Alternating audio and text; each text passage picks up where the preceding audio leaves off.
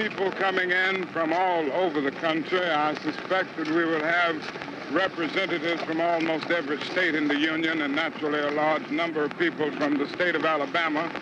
And we hope to see, and we plan to see, the greatest witness for freedom ever taken place, that has ever taken place on the steps of the capital of any state in the South. When we think of progress, Martin Luther King Jr. came to Birmingham, Alabama in 1963 on a mission to a place he called the most segregated city in the United States. In the nonviolent demonstrations that followed, King and hundreds of protesters were arrested. King and his followers were met with fierce resistance from the police.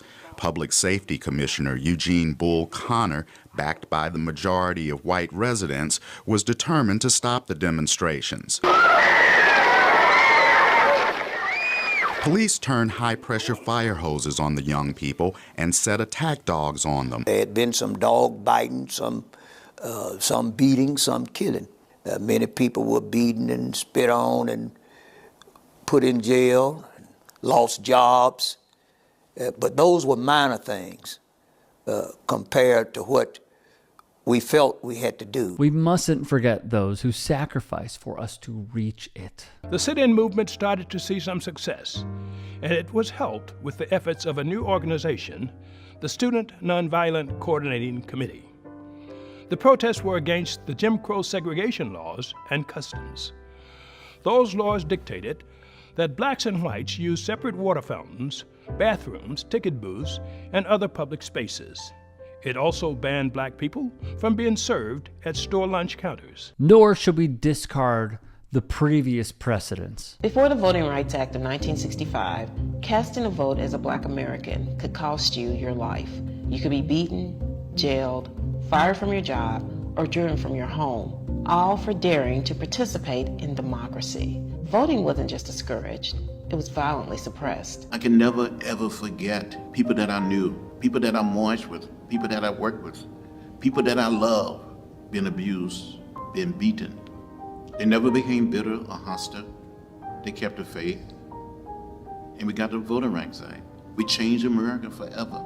Every American citizen must have an equal right to vote. Currently, the vote is what the far right is after. So this is Florida's new congressional map. If it looks really red, that's because that was the intention, especially when compared to the previous map. It adds 4 new Republican-leaning districts to a state that was already predominantly Republican. Republican Governor Jeff Landry stopped elections that were already underway in his state last week. In response to the conservative justices on the U.S. Supreme Court effectively ending the Voting Rights Act of 1965, Governor Landry declared an emergency and moved to change the rules mid-game, allowing Republicans in his state to erase the state's majority black congressional districts. So even though a third of the state is black voters would elect 0 of the state's members of Congress. We have seen how terrible these policies are. However, simultaneously, it is politically advantageous for Republicans to remain on this track. As the Alliance for Justice wrote, a central tenet of Republican politics for decades, by contrast, has been to win elections by making it difficult for their opponents to vote, more specifically, by blocking minority access to the ballot. They continue through enactment of laws that disproportionately burden minority voters, e.g. laws requiring photo identification, restricting early voting, limiting registration opportunities, and purging voter rolls. Republicans have carved out of the electorate the parts that don't support them. With all that being said, the intersection of sports and politics, just even this month, is taking place in the state of Alabama. Democrats are fighting Republican efforts to eliminate a black majority district, a move black voters fear will erase their voice. They have until this afternoon to make their argument clear to the U.S. Supreme Court. After the Supreme Court's ruling that they are gutting the Voting Rights Act, black voters are being purged even further at the polls. One notable athlete has said enough is enough. When you first got to the league, who was the first person to bust your ass? Well, a lot of people bust my ass, but I take pride in playing, set 19 years and only being dunked on 3 times. So the first person to dunk on me was Derrick Coleman. And it is that man that Shaquille O'Neal just mentioned. When I drove that bitch and banged it on his motherfucking head. The one and only Derrick Coleman. He played in the National Basketball Association from 1990 to 2005. He averaged 16 points per game and 9 boards per game. You know when you see those high school highlights of notable NBA players? Second year in a row, man. We won state championship, man. If you can, become a paid channel member or go to Buy Me a Coffee to support this channel. Thank you. Kevin Garnett was USA Today's High School Player of the Year in 1995. He was Illinois' Mr. Basketball that year, averaging 25 points, 6.7 assists, and 6.5 blocks a game for Chicago's Farragut Academy. I just want to be, strong individual. Derrick Coleman was that dude. He was highly recruited, choosing Jim Boeheim, Syracuse, for college. Here are just some of his accolades over a 4-year career with the Orange. He was born in Mobile, Alabama. He would move to Detroit for high school. Thus, the Mobile Sports Hall of Fame would announce its class for 2006, and Derrick Coleman was on the list until he chose to omit himself from being honored, because he is doing something that a lot of people, specifically in sports, do not do when they are enshrined. He would pass on the induction ceremony in protest of the state of Alabama's efforts to redraw congressional lines. What would losing representation mean to people in this district? There are people who don't have running water and who have live sewage in their front yards. And it was not until representation was present that those neighbors were actually able to be served. If you have no one at the table who is representing your interests and who is concerned about you, then you know that you will not be represented in the result. Thus, Coleman made his stance known. He would release this statement on his Facebook page. In short, he typed, "My decision comes from a place of conviction, conscience, and respect for my people. I decline because this moment is bigger than an award.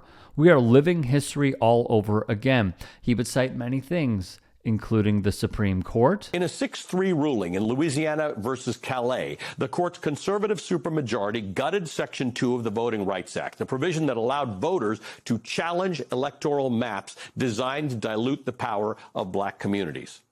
Writing for the majority, Justice Samuel Alito, the same justice who wrote the decision that overturned Roe v. Wade, held that the Voting Rights Act now requires proof of intentional discrimination, not discriminatory effect, but intent. He would cite what's happening in his home state, including here in Alabama.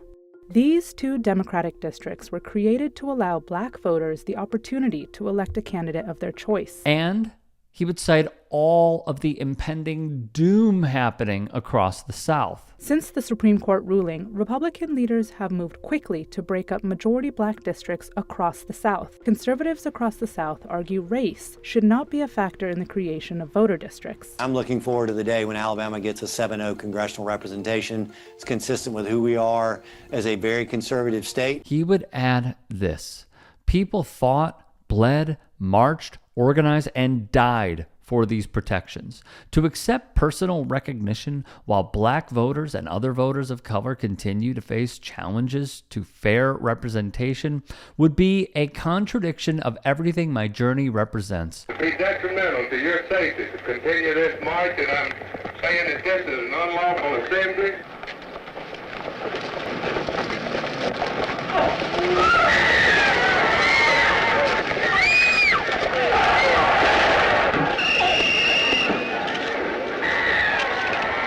It would continue. Politicians should not choose their voters. Voters should choose their politicians. If you separate me from my people, you diminish the very value of who I am and what I represent. My identity, my purpose, and my contribution are rooted in the people who shaped me, stood with me, and made my journey possible. I must ask myself, what would my ancestors say if I accepted honor while remaining silent about the conditions affecting the very people from whom I come? I cannot applaud this man enough for a stance he is taking, let alone stances, plural, that he is taking, and making it known why he is choosing to forego being applauded, being celebrated. It is because of what we are seeing, and it is because of the diminishment of black voters, minority voters as a whole, that Republicans want to inflict on the country, because they know what this means. Limitless power by pulling the lever of the Supreme Court in their favor. I just hope there would be many more athletes taking stands as drastic as this, giving up their own personal gain in many ways to serve the greater good, wake up the working class, and realize the best way to fight fascism is unity.